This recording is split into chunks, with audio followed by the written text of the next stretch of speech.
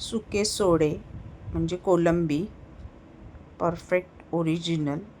ती बघताना ना त्याच्यावरती जो दोरा असतो आपण काढतो ना, ते एक रेष असते ती बघून घ्यायची.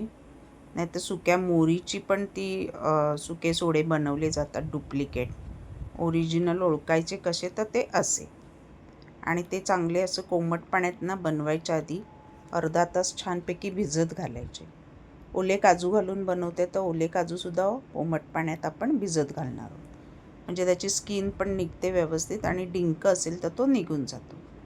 तेलामध्ये भरपूर लसूण, बारीक चिरलेला कांदा, आलं बारीक चिरलेलं, एक मोठी जाडी वेलची बारीक चिरून छानसं परतून घ्यायचं आहे. कांदा एक बारीक चिरून. सुके सोडे साधारण मी अर्धा कप घेतले. एक मोठा कांदा घेतला आहे आणि एक 10-12 ओले काजू घेतले. आणि त्याच्यासाठी आता हे मसाले.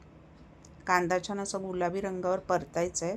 त्याच्यातच थोडंसं मीठ घालायचं आहे. सुक्या सोड्यांना भरपूर मीठ असतं, पण ते कोमट पाण्यात धुतले की ते मीठ निघून जातं. त्यामुळे मिठाचा अंदाज बरोबर तुम्ही चव घेऊन घ्या. पाव चमचा हळद, 1 चमचा लाल तिखट, अर्धा चमचा धना पावडर. छानपैकी ह्या सुक्या सोड्याला ना तेल थोडं भरपूर लागतं. छान असं तेलात परतले ना की चमचमीत आणि छान चव येते त्याला. एक अख्खा टोमॅटो बारीक चिरून घेतला आहे आणि चांगला मऊ शिजेपर्यंत परतून घ्यायचा. कोथिंबीर फोडणीमध्ये घातली की चव छान येते आपल्या मसाल्याला. आणि खमंग तेलामध्ये छान मसाले परतायचे. आता हे भिजवलेले सोडे आहेत ना 2-3 पाण्यातनं स्वच्छ धुवून घ्यायचे आणि आपल्या मसाल्यात टाकायचे.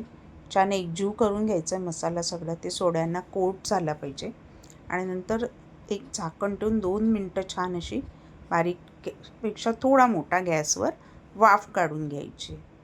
2 मिनटांनी छान वाफ काढून घेतली की परत ते वर खाली हलवून त्याला थोडंसं पाणी सुटतं टोमॅटो कांद्याला हलवून घ्यायचे. त्याच्यानंतर परत 2 मिनटासाठी मी वाफ ठेवली. म्हणजे टोटल 4 मिनटं छान त्याला वाफ काढून घेतली. आपले सोडे सुके असतात ना, ते चांगले शिजले पाहिजेत. ओले जर असतील ना, म्हणजे ओले कोलंबी, तर ती लगेच शिजते. सुके थोडे शिजवून घेतले ना छान, नाहीतर मग वातड लागतात दाताखाली आल्यावर. ओले काजू घालून घ्यायचे. सोडे शिजल्यानंतर ओले काजू घालायचे, कारण ओले काजू पटकन शिजतात. मग ते मोडतात, पीठ होतं त्याचं.